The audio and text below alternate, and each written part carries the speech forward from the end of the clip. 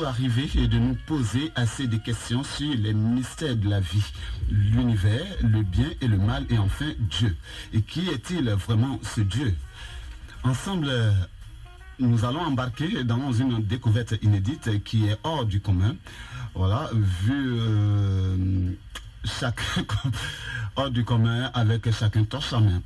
L'auteur de l'auteur du livre que nous allons avoir sur notre plateau nous montre les facettes cachées de la vie et nous explique au moins d'une logique mathématique toute la vie et dans sa globalité, vue justement sous un autre angle, sous des facettes multiples et sur le plan spirituel. Sans doute, chacun aura la réponse aux questions liées au mystère de la vie. Écrivain et chercheur, M. Blagani Yocho Paul, puisque c'est de lui qu'il s'agit, est né à Babokoun, dans la sous-préfecture de Guitry. Passionné de sciences dans toute sa largeur depuis sa jeunesse, alors il a essayé de compiler quelque chose pour le bonheur de tous. À travers ce livre, il a voulu tout savoir sur la vie, l'univers et le bien et le mal.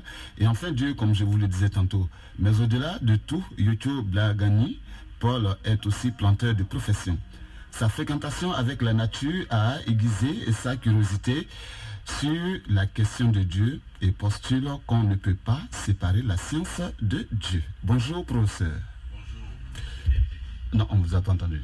Bonjour, monsieur Didi. Je réponds encore parce que ça nous fait défaut de la technique. Oui, bonjour, monsieur. Bonjour, monsieur. Voilà, soyez le bienvenu à ce rendez-vous baptisé Carrefour du Bonheur. Merci. Et vous êtes là, c'est pour le bonheur des auditeurs. Effectivement, oui. Vous n'êtes pas seul en studio, vous êtes avec votre assistante. Oui. Il s'agit de... Mili Amour Groba. D'accord, Mili Amour Groba. Alors, bonjour, Miss. Bonjour. Alors, vous êtes là, vous êtes avec le professeur. D'abord, c'est à vous que je m'adresse premièrement, parce que là, quand on accepte de faire chemin avec quelqu'un, c'est pour une bonne raison. Qu'est-ce qui vous a mené à tomber sur le charme du livre du professeur Yocho? Bon, pour commencer,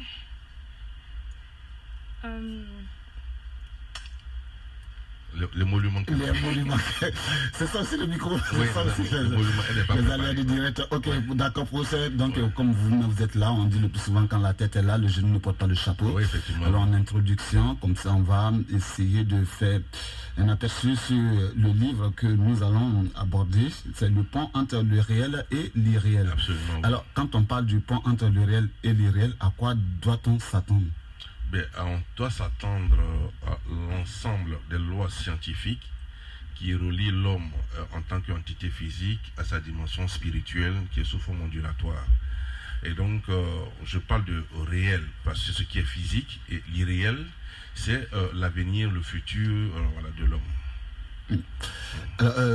Vous avez écrit pas mal de livres depuis votre premier livre jusqu'au 5e, parce qu'il y a des tomes qui sont là. Oui. Alors aujourd'hui, chez moi, je me suis beaucoup intéressé sur l'amour, Oui. qui a au moins une raison. Oui, absolument.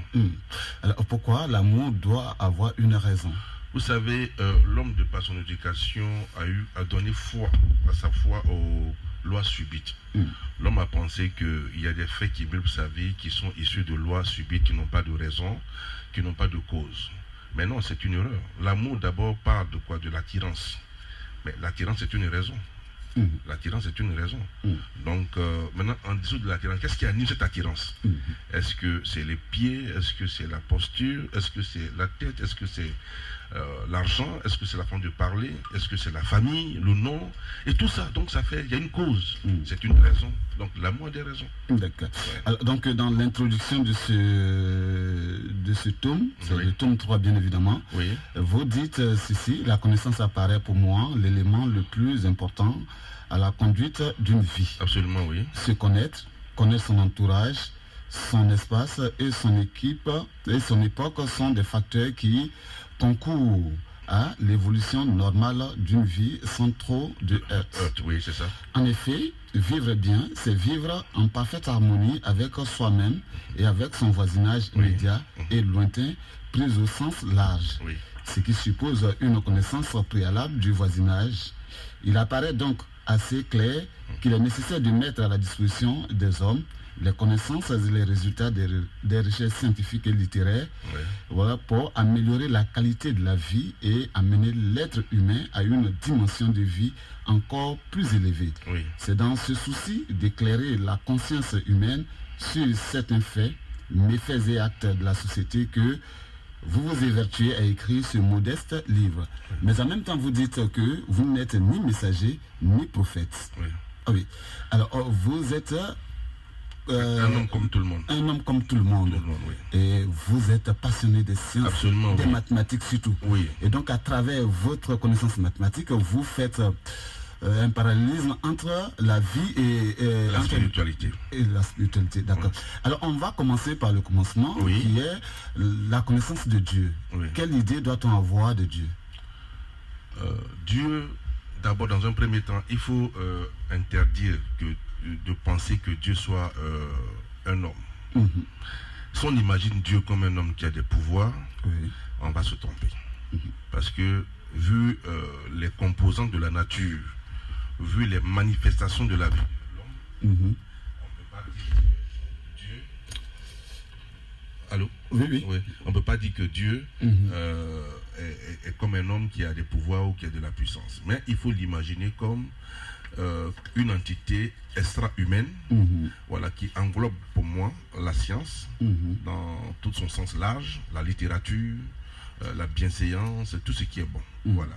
Donc c'est une puissance extra-humaine. Donc voilà, qui l'auteur de tout ce que nous voyons ici sur cette terre. Voilà, c'est la création, mais qui a donné une autonomie à l'homme de pouvoir s'exprimer, de pouvoir s'inspirer, de pouvoir agir selon lui-même. Voilà, donc il ne faut pas imaginer Dieu comme un homme. D'accord. Voilà. On ne peut pas l'imaginer comme un homme du Non, coup. Et quand on a des problèmes, qu'est-ce qu'on fait? Bien, l'éducation de l'homme Mhm. a dit de partir vers Dieu quand il a des problèmes. Mais l'éducation ne l'amène pas à aller vers Dieu Mhm. quelqu'un qui n'a pas de problème. Mhm. Et ça, c'est malhonnête. Ne pas aller vers Dieu lorsqu'on n'a pas de problème. Ouais, ça, c'est malhonnête. C'est malhonnête. C'est malhonnête. Et vous dites quelque part dans votre truc de scanner, votre livre de scanner, je peux Oui. l'appeler ainsi. Oui, oui, oui. Et dans l'introduction, vous dites à tout le monde d'éviter les souffrances. Oui. C'est ça. Alors, vous continuez dans l'introduction, vous dites que pour éviter de souffrir dans le monde physique, il faut d'abord comprendre les origines profondes de la souffrance. Absolument. Alors, l'homme pense toujours qu'il est juste, même trop juste. Hein, c'est pour cela qu'il accuse automatiquement le diable ou les autres, entre guillemets, parents et amis, d'être à la base de ces difficultés. Oui. Alors, pour les petits problèmes, il pense aux attaques des hommes commerciaux. Bon, mais, entre guillemets, Oui, oui, oui, oui. Donc, pour l'homme, le propre, le juste, il est innocent de tout ce qui lui arrive. Il n'a rien fait de mal. Son grand-père était aussi blanc que le père Karl. Pourquoi devrait-il avoir des problèmes? Oui. Même quand vous dites que même quand Lucifer, celui qu'on connaît si bien, Oui, bien sûr. et voilà, le patron des diables voulait éprouver Job pour sa foi en Dieu, il a demandé la permission à Dieu, mais de nos jours, des individus qui n'ont aucune foi véritable en Dieu se disent qu'ils subissent des attaques de la part du diable. Qui sont-ils vis-à-vis des échelons divins pour qu'ils soient éprouvés par Lucifer? Oui.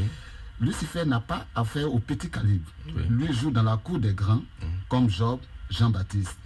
Il est grand temps d'arrêter la confusion et d'accuser les autres dans les difficultés. Il est aussi grand temps de se remettre en cause conformément à la loi d'équilibre. Oui. La loi d'équilibre, Oui. qu'est-ce que c'est? La loi d'équilibre dit que tu as le salaire de tout ce que tu fais. La compensation. C'est-à-dire, si tu vas provoquer la guêpe, elle va te piquer. Voilà. C'est la loi d'équilibre. Si tu produis, si tu sèmes la bonne graine, tu auras la bonne récolte. Ça, c'est la loi d'équilibre. Voilà. Donc, si quelqu'un se dit qu'il souffre, selon la loi de l'équilibre, il est l'auteur de sa souffrance. Ce n'est pas une tierce personne qui a un pouvoir sublime qui va lui infliger cette souffrance.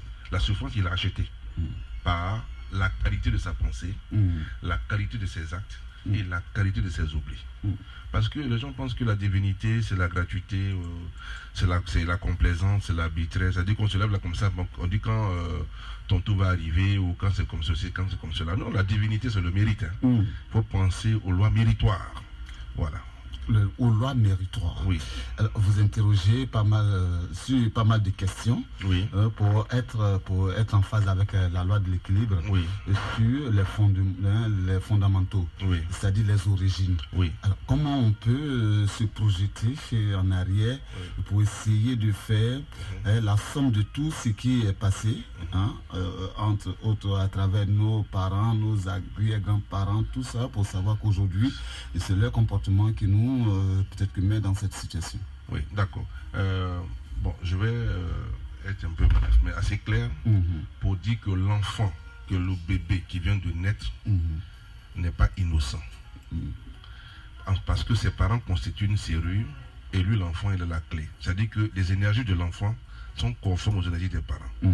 Ce qui démontre clairement que les parents tracent le canal de vie de l'enfant, son schéma de vie. Voilà, il est dans un canevas de vie tracé par la qualité de la vie de ses parents, ses grands-parents, ses arrière-grands-parents, sur 4 générations dans l'ascendance. Vous voyez? Donc, ce qui veut dire que, conformément à la loi d'équilibre, ce que les parents ont produit en bien vont réagir sur l'enfant. Ce que les parents ont produit en mal aussi vont réagir sur l'enfant. Donc, l'homme pense de par son éducation qu'il a la volonté, qu'il a le pouvoir de mener la vie comme il le souhaite, comme il le veut, comme il le peut. Voilà, aujourd'hui, on fait des projets, il y a des experts qui viennent, qui font des calculs, on fait l'étude de faisabilité, mais des entreprises meurent, ça ne réussit pas, ça échoue. Mais pourtant, on a eu tous les prêts bancaires, on avait eu tout, on a eu le personnel qualifié, mais pourquoi ça n'a pas marché? Et donc, quand on regarde, on fait une projection, on voit que l'homme, en matière économique, se trouve dans un état de tâtonnement, parce qu'il ne maîtrise pas l'avenir. L'homme n'a pas d'incidence, ne maîtrise pas l'avenir.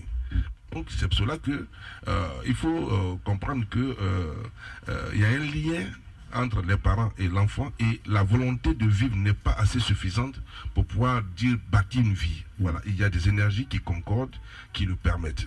C'est pour cela que j'ai fait ce fascicule pour permettre aux gens de se poser des questions. Il y a un ami magistrat qui appelle ça le miroir, ma théorie, le miroir, qui permet à toute personne d'établir sa carte d'identité spirituelle. Quel est le stock d'énergie négative que ses parents l'ont légué en héritage et qu'est-ce qu'elle aussi le stock d'énergie positive que ses parents lui ont légué en héritage. C'est pour cela que il est bon pour tout le monde d'avoir le fascicule pour pouvoir aussi, comment dirais-je, établir sa carte d'identité, son identité spirituelle, de connaître dans quel état il est, de vie il est. Il n'y a pas de gratuité, il n'y a pas de hasard, ni de complaisance. Oui.